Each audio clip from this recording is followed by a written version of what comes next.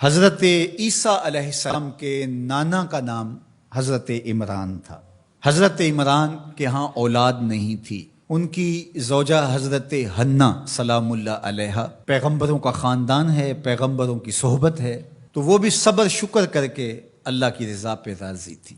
گھر کے صحن کے اندر دوپہر کے وقت چارپائی بچھائے ایک درخت کے نیچے قیلولہ کرنے لگی تو ایک منظر دیکھا کہ درخت پر ایک چڑیا نے گھونسلہ ڈالا ہوا تھا اور اس نے بچے دیے ہوئے تھے۔ وہ کہیں سے اڑ کے جا کے دانہ اٹھا کے لاتی اور بچہ چونچ کھولتا اور ماں اس کی چونچ میں دانہ ڈال دی۔ چڑیا کے بچے کے ساتھ چڑیا کی محبت کو دیکھا تو حضرت حنا کا دل چوٹ کھا گیا اور بارگاہ عزدی میں عرض کی، مالک تو نے جانوروں کو بھی بچے دیے ہیں اور وہ ان سے پیار کر رہے ہیں، تیرے دربار میں کیا کمی ہے اگر تو مجھے اولاد عطا کر دے۔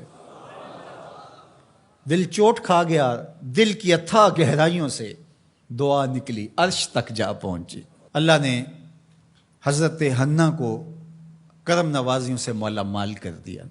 حضرت حنا نے کہا، اے اللہ جو میرے بطن میں ہے میں تیرے گھر کے لیے اس کو وقف کرتی ہوں۔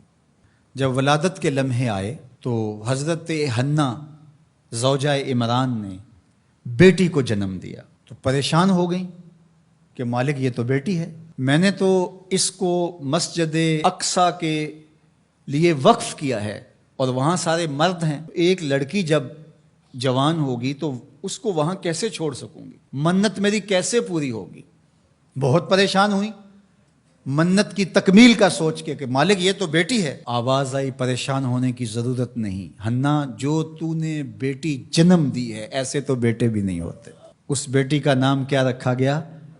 مریم سلام اللہ علیہا۔ بیٹی جوان ہو گئی تو منت یاد آئی کہ اب اس کو بیت المقدس میں ہم نے وقف کرنا ہے۔ پریشانی ہوئی کہ اب 300 حجرے ہیں جن میں مرد ہی مرد ہیں، ایک تنہا عورت کیسے وہاں رہے گی؟ تو یہ سوچا کہ کوئی بوڑھا بزرگ ہو جس کی کفالت میں ان کو دیا جائے تو وہ ان کی دیکھ بھال کرے، ضروریات کو پورا کرے۔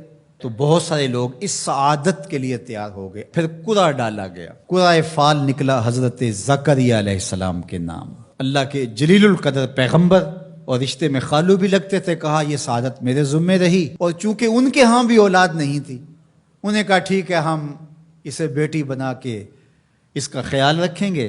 حضرت زکریا علیہ السلام نے ایک حجرہ مختص کیا حضرت مریم کے لیے اور ان کی ضروریات کو پورا کرتے، کھانا دیتے۔ جب کہیں جانا ہوتا تو حجرے کو باہر سے تالا لگا کے چلے جاتے، افطار کے وقت یا رات کو گئے ہیں تو سحری کے وقت پھر آ جاتے۔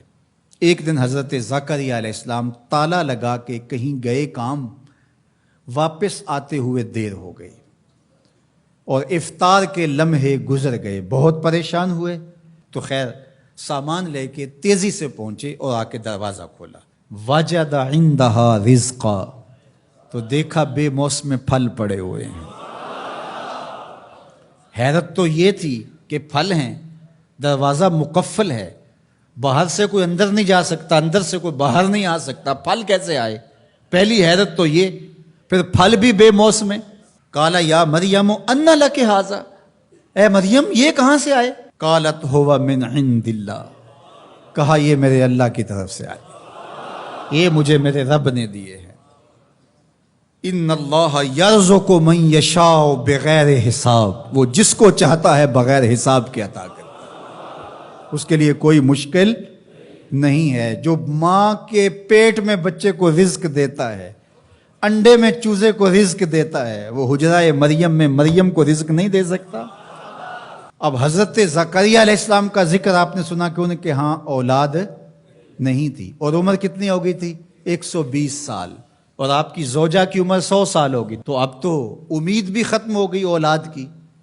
لیکن جب بے موسم پھل دیکھے نا تو اندر چھپی ہوئی امید کی موہوم سی جو چنگاری تھی وہ بھڑک اٹھی، اور حضرت زکریا نے ہاتھ پھیلا لیے، ہنالک دعا زکریا رب، مالک جب تو مریم کو بے موسم پھل دے سکتا ہے، میرے شجر عمر پر اولاد کے آنے کا موسم بیت گیا ہے، لیکن مالک کیا تو مجھے بے موسمی اولاد نہیں دے سکتا؟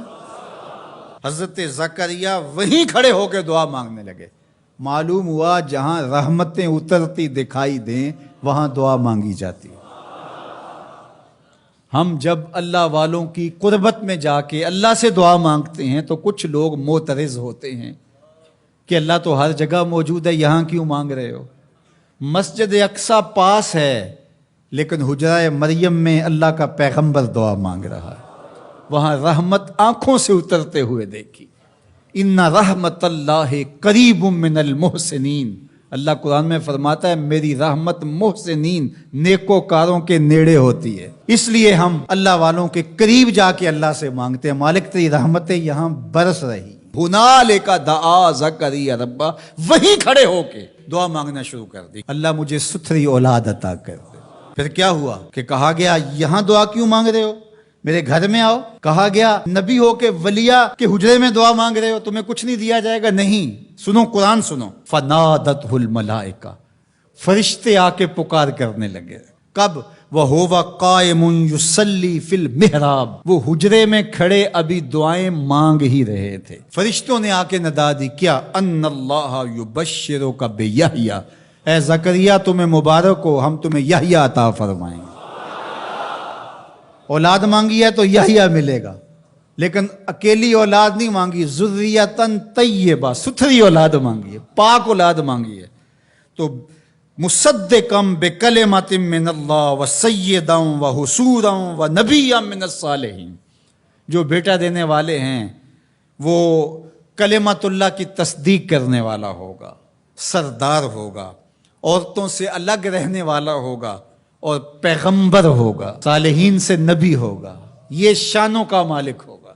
فوراً دعا قبول ہو گئی. یہ ہے کرامت سیدہ مریم کے حجرے میں بے موسم پھلوں کا ملنا اور وہاں دعاؤں کا قبول ہونا.